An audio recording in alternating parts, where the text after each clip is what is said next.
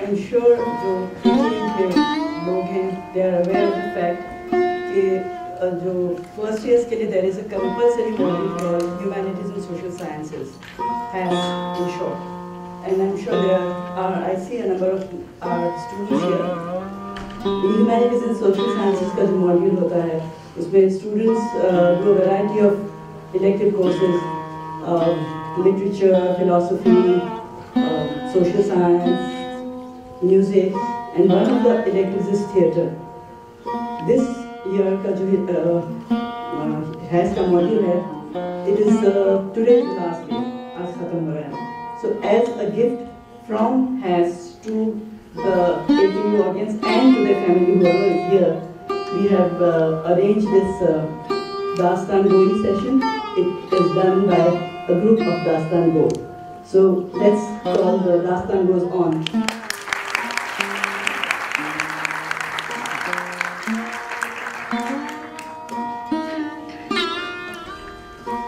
आदाब। दास्ताने तिलिस्मे होशरुबा शुरू करने से पहले हम समझते हैं उसका थोड़ा सा तारुफ जरूरी है। दास्ताने तिलिस्मे होशरुबा, ये लाइट बंद हो गई है। दास्ताने तिलिस्मे होशरुबा को के मुसन्निफीन हैं मोहम्मद हुसैन जा और अहमद हुसैन कमर। और वाज़ेह रहे कि दास्ताने तिलिस्मे होशरुबा एक हिस्सा है दास्ताने अमीर हमजा का। दास्ताने अमीर हमजा जैसा कि नाम से वाज़ेह है, दास्तान है हजरत अब्दुल मुतल्लिब के बेटे अमीर हमजा की। और अमीर हमजा का सबसे बड़ा दुश्मन है ज़मर्रुद शाह बाख्तरी, जिसे लक़ा भी कहते हैं या लुक्का भी कहते हैं, जिसने खुदावंद होने का दावा कर रखा है। अमीर हमजा चाहते हैं कि लक़ा को शिकस्त देकर इस्लाम का बोलबाला किया जाए। इस सिलसिले में वो लक़ा के पीछे लगे रहते हैं। लक़ा कभी एक मुल्क में तो कभी दूसरे मुल्क में जान बचाकर भागता है। अमीर हमजा हर मुल्क में इस्लाम का झंडा गाड़ते हैं, इस्लाम का बोलबाला होता है।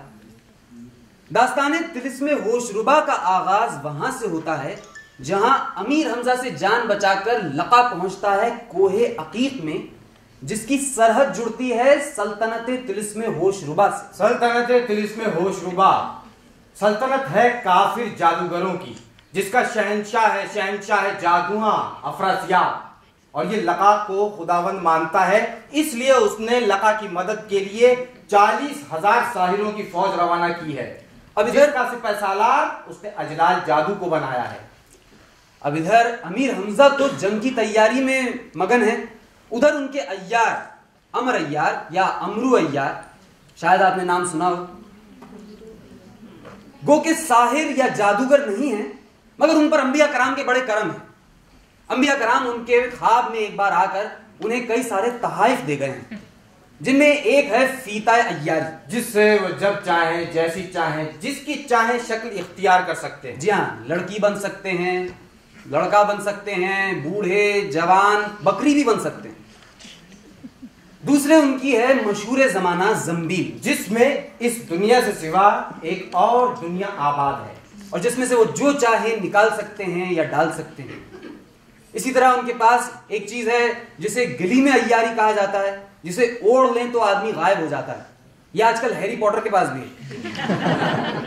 इस तरह के और कई सारे तहाइफ अमर अय्यार के पास हैं, उनका जिक्र आगे आएगा। फिलहाल हम दास्तान का आगाज वहां से करेंगे जहां अमीर हमजा से इजाजत लेकर अमर अय्यार पहुंचते हैं कोहे अकीक, साहिरों के पास, काफिर जादूगरों के पास, ताकि उनकी कुछ खबर ले सकें। और देखिए वो अजलाल जादू जो कि सिपह सालार है 40,000 साहिरों का, उसको वो कैसे ज़ेर करते हैं।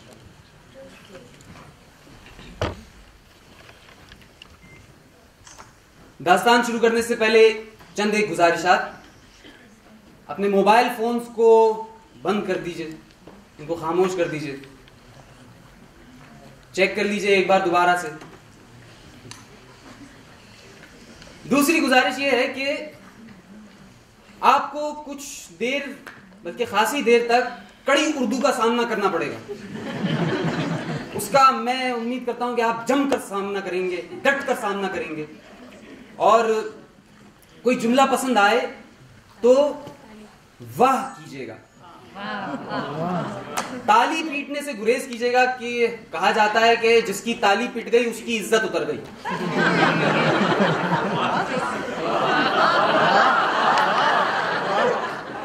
दास्तान, जैसा कि दास्तान की रिवायत है, साकीनामे से शुरू की जाती है।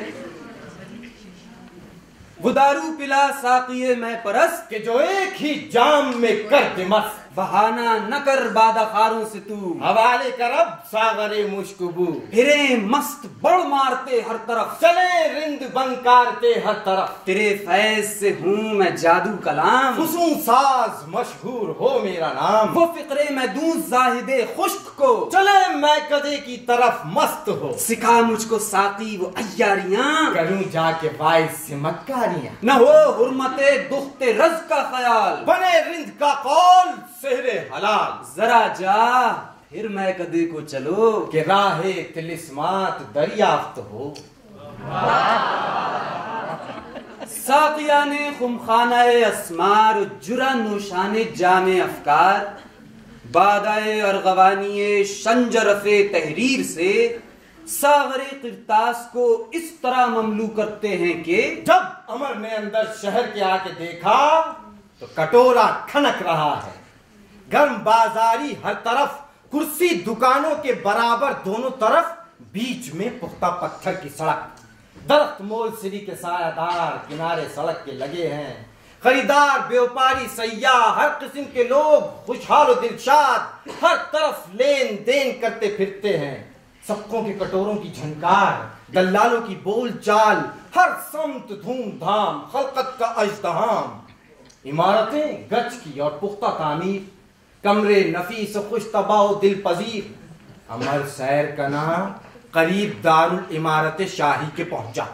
यहां से अहले अमला को उस बाग की जानिब के जहां सामाने दावत अजलाल हुआ है जाते देखा। अमर भी उन्हीं के साथ साथ उस बाग में आया। यहां बड़ा सामान और तजम्मुल शाहाना देखा। फर्श मुकल्लफ बिछा है, अजलाल मसनद पर बैठा है, सामने नाच हो रहा है, सुलेमान खातिरदारी में मसरूफ है, अजब तरह का समा बंधा है, जामे शराब चल रहा है। अमर ये तमाशा देखता हुआ अजलाल जादू की पुष्ट पर जा खड़ा हुआ। खुद साहिर की सूरत बना है। अजलाल जिस जगह पर बैठा है उसके सामने एक मकान मालूम होता है।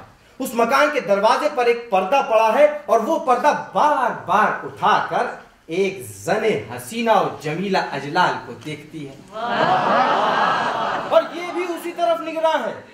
अहले महफिल तो नाच देख रहे हैं, कोई अजलाल के उस तरफ देखने का ख्याल भी नहीं करता।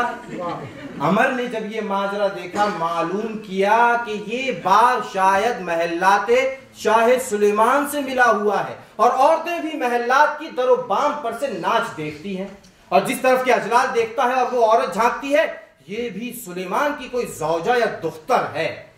बस अमर ये ख्याल करके उस पर्दे की जानिब आया और ठहरा रहा कि एक कहारी वहां से किसी काम को बाहर निकली। अमर ने उससे कहा, हमारी बीबी बादशाह की बीबी पास मुलाजिम है, जरा उन्हें बुला दो। कहारी ने कहा, इस पर्दे में शहजादी नसरीन अंबरी मुंह दुख्तर बादशाह नाच देखने आई हैं और बीबी बादशाह की अलहदा दूसरे कमरे में है, वहां मैं नहीं जा सकती। तुम वो जो सामने दाहिनी तरफ को कमरा बना है वहां जाकर अपनी जौजा को दरियाफ्त करो। अमर ने कहा अच्छा, और वहां से अलहदा हुआ और समझ गया कि इस पर्दे में दुख्तर शाह है कि जिसे अजलाल देखता है। गरज के कुछ अय्यारी तजवीज करके अमर गोशाए बाग में गया और एक मिर्ठे की सूरत बना। शिमला नुमा पगड़ी सर पर बांधी, चिपकन खड़िया की हुई पहनी, तमगा पगड़ी में लगाया, असा सोने और चांदी का गंगा जमनी हाथ में लिया और दाढ़ी सीने तक सफेद दुरुस्त करके करीब उस पर्दे के आया और कोना पर्दे का अपनी पुष्ट के नीचे लेकर दीवार से तकिया करके खड़ा हुआ। जहां नसरीन ने जो पर्दा उठाया कोना दबा पाया, चाहा कि कोने को छोड़ दे मगर कुछ बस न चला। अमर ने कहा, अब है सर बादशाह से कह दूं यहाँ जो औरतें हैं वो अजलाल जादू से इशारे करती हैं। मलिका ये सुनकर दम बखुद हो गई कि मालूम होता है इस मिर्थे ने मुझे इशारे करते देख लिया है, ऐसा ना हो मेरे बाप से जाकर कह दे ये सोचकर झांकना मौकूफ किया। उधर अजलाल ने देखा कि जहां से वो नाज़नीन महजबीन झांकती है अब उस जगह पर एक चौबदार दूल्हा खड़ा है। इसका दिल बेकरार हुआ, चाहा कि चौबदार को हटवा दे मगर कुछ बस न चला क्योंकि समझा अगर सुलेमान सुनेगा तो आजुर्दा होगा कि जनानी ड्योढ़ी से क्या काम था जो चौबदार को हटा दिया। ये सोचकर खामोश हो रहा, मगर दिल बेकरार था, दम बदम अमर को देखता था। अमर ने अजलाल के उधर देखने पर हाथ से इशारा किया कि तुम उठ करके अलग चलो तो मैं तुमसे कुछ कहूं। अजलाल समझा कि चौबदार उस नाज़नीन का जो मुझसे नजाराबाजी करती है महरम राज है, उसी का कुछ पैगाम देगा। ये सोचकर मसनद पर से जल्दी जल्दी उठा। सुलेमान समझा कि रफ़ा एहतियाज को जाएगा, लेकिन अजलाल ने किसी मुलाजिम तक को भी अपने साथ न लिया। अलहदा आकर अमर को इशारे से बुलाया। अमर पास आया। अजलाल ने चमनिस्तान में बाग के ले जाकर कहा, क्यों मियां मिर्ज़े, आपने मुझे इशारे से क्यों बुलाया?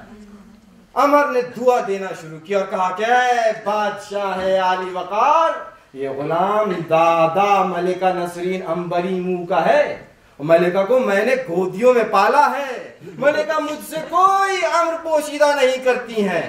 अब वो आप पर फरेफ्ता हुई हैं और कहला भेजा है कि अगर आप मेरे आशिक हैं तो एक मकान मेरे बाप से कह करके अलग खाली कर लीजिए। वहां आप हो और वो साहिर जो बड़े मोतबिर और आपके खैर खां वो हो, और कोई ना हो। बस उन साहिरों को भेजिए कि बजोर शहर उड़ते हुए आए। मैं कोठे पर इसी मकान के सोती होंगी, मेरा पलंग उठा ले जाए। रात भर मैं तुम्हारे पास रहूं, सुबह होते फिर मेरा पलंग इसी जगह पहुंचा दे। बस यही बातें कहने को मैंने आपको बुलाया था। अब फरमाइए कब मलिका को बुलवाइएगा, ताकि मैं मलिका से जाकर के बयान करूं तो ताकि वो उस दिन कोठे पर सोए। अजलाल ये बयान सुनकर ऐसा खुश हुआ कि गले से अपने माला मोतियों का उतार कर मिर्जे को दिया और कहा कि मैं तुझे माला माल कर दूंगा। तुम मलिका से कह देना कि मेरा भी तुम्हारी फुरकत में हाल गैर है। मैं आज मकान खाली करा लूंगा, मलिका कोठे पर आराम करे, मैं बुलवा लूंगा। जब ये वादा हो चुका, अमर ने कहा अच्छा जाइए और मकान खाली कराने की तदबीर कीजिए। अजलाल निहायत मसरूर होकर फिरा और महफिल में आकर नाच देखने लगा। लेकिन अमर वहां से फिरकर उसी पर्दे की जानिब आया और गली में अय्यारी ओढ़कर अंदर पर्दे के गया। देखता क्या है कि एक नाज़नीन महजबीन यानी मलिका नसरीन अंबरी मुंह माँ अपनी चंद खवासों के कुर्सी पर बैठी नाच देखती है। अमर ने ये देखकर गलीम से अपने सर और हाथ पांव को खोल दिया।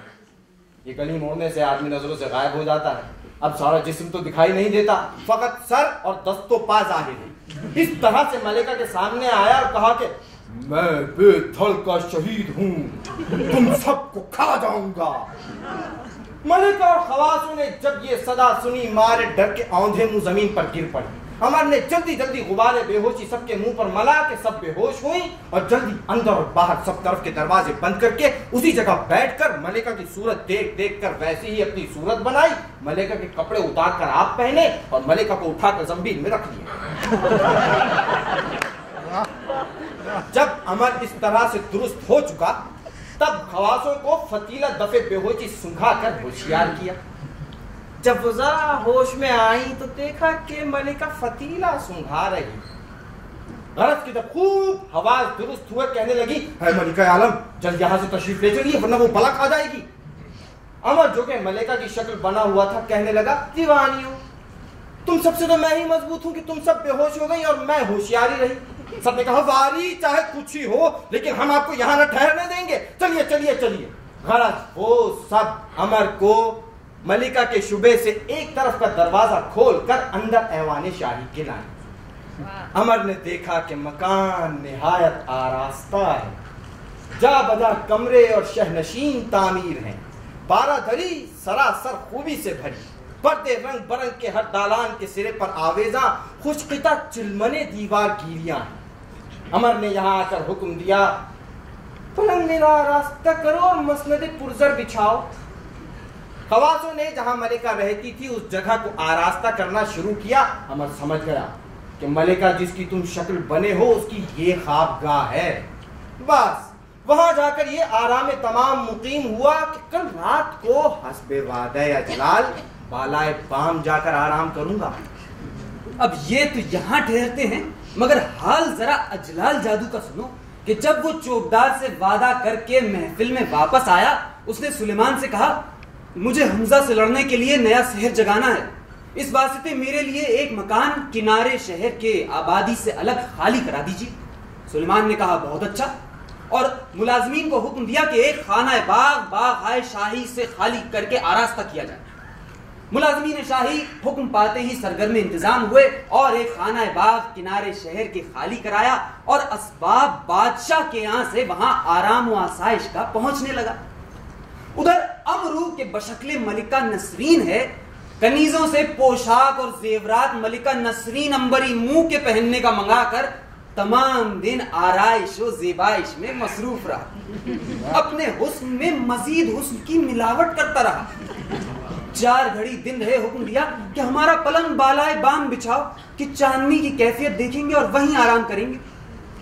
उधर अजलाल अपने 2 रफीकों यानी इंतजाम जादू और मुनसरिम जादू के पास आया और कहा, मैं तुमसे एक बात कहता हूं, अगर किसी से न कहोगे और मेरा काम कर दोगे तो माले दुनिया से गनी कर दूंगा और कुल लश्कर का अपने सिपे सालार बनाऊंगा। उन्होंने कहा, हुजूर आप कहिए तो हम अपना सर कलम करके आपके कदमों पर निसार करें। आपको जो कुछ इरशाद करना हो फरमाइए कि गुलाम उसे बजा लाएं, और आपका ये राज हमारी जुबान से हमारे कान तक न सुनेंगे। सुलेमान ने कहा, मरहबा, यही चाहिए। लो सुनो, बात यह है कि मैं सुलेमान अंबरी मुंह की दुख्तर मलिका नसरीन अंबरी मुंह पर आशिक हूं, और वो भी मुझ पर फरेफ्ता हुई है और मुझसे वादा किया है कि साहिरों को भेजकर मुझे बुलवा लो। चुनाचे अब उस मकान के कोठे पर कि जहां मेरी दावत हुई थी और नाच हुआ था, वो सोती होगी। तुम दोनों जाकर उसका पलंग उठा लाओ, और ख्याल रखना आसपास जो औरतें सोती हों उनको सहर करके बेहोश कर देना, ताकि बाद मलिका के उठा लाने के कोई मलिका का मुतलाशी ना हो और कोई उसके बारे में सवाल ना करे। दोनों साहिरों ने कहा, हुजूर कितनी बड़ी बात है, गुलाम अभी बजा अगर ये हुक्म करते हैं। ये कहकर दोनों सहर पढ़ के उड़े और करीब मलिका नसरीन अंबरी मुंह के कोठे के पहुंचे। देखते क्या है कि मलिका ख्वाबे नाज में है। एक पांचा रानों तक चढ़ा है, एक पलंग के नीचे लटक रहा है। सरापा गर्क दरियाए जवाहिर है। कुर्ती सोते में ऊपर चढ़ गई है, शिकम लोहे सीमी की तरह दमकता है, जूड़ा बालों का खुला है, जुल्फे चलीपा कमर से लिपट गई है, हाथ कहीं है, पांव किसी जा है, जवानी की नींद में कुछ खबर नहीं कि क्या खुला है।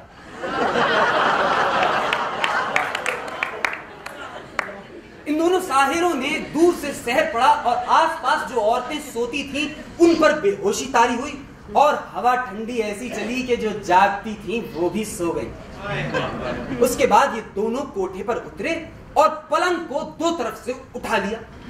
अमरू के बातिन में बेदार था, समझ गया कि अजलाल ने बुलाया है, देखिए अब क्या गुजरती है। गरज नजर बफजले किरदिगार करके खामोश हो रहा। वो दोनों साहिर लम्हे भर में पलंग लेकर अजलाल के पास पहुंचे और पलंग लाकर फर्श पर रख दिया।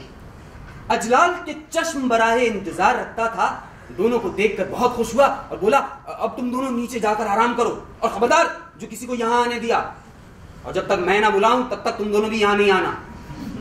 वो दोनों कोठे से उतरकर नीचे चले गए।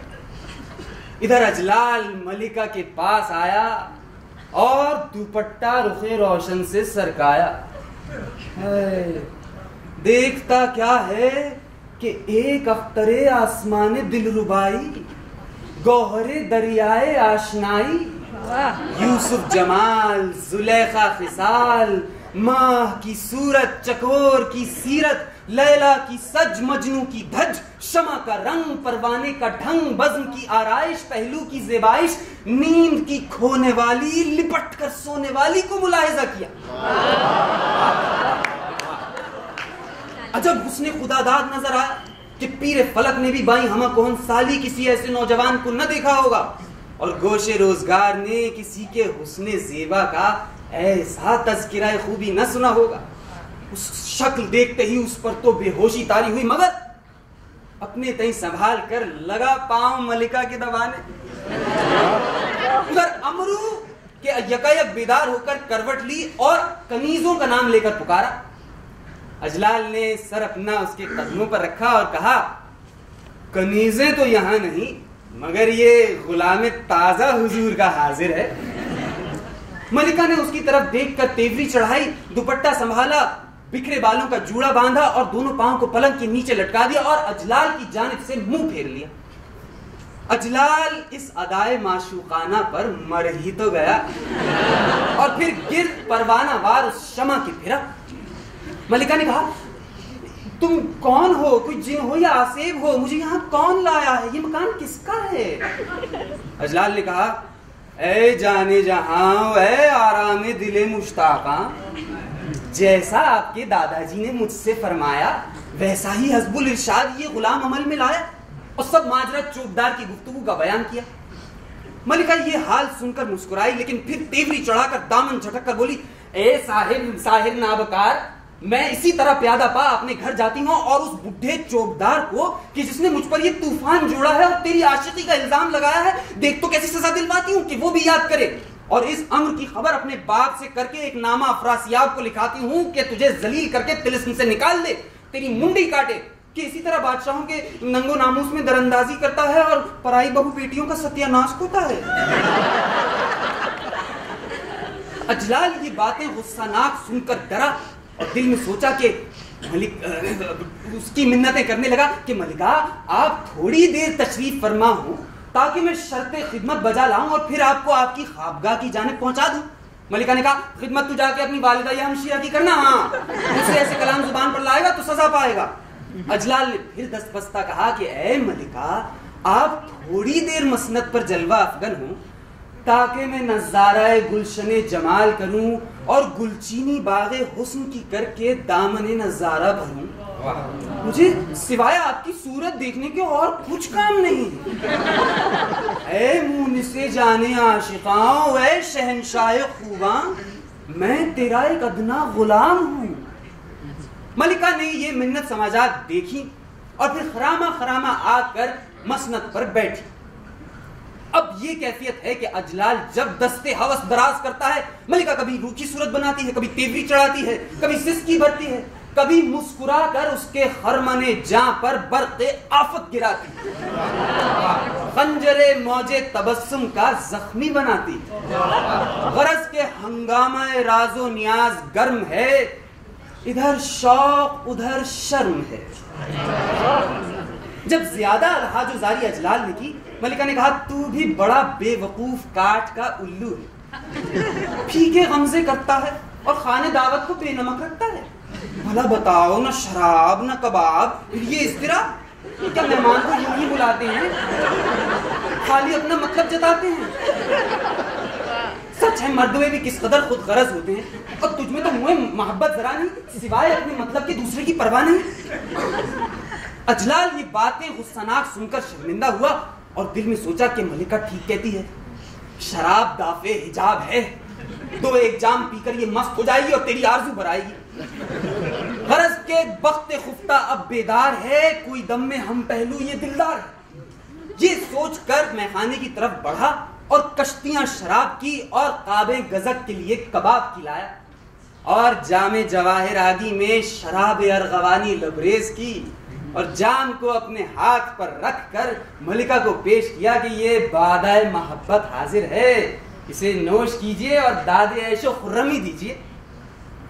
मलिका ने वो जाम अपने दस्ते नाजुक में लिया और मुंह फेर कर तेवरी चढ़ाकर सिसकी भरकर जाम को अपने लबों से लगाया और अपना सा मुंह बनाकर सारी शराब अजलाल के मुंह पर फेंक दी। ये शराब मेरे किसी काम की नहीं, अफसोस है कि तू बादशाह कहलाता है मगर टकी का ठर्रा पीता है।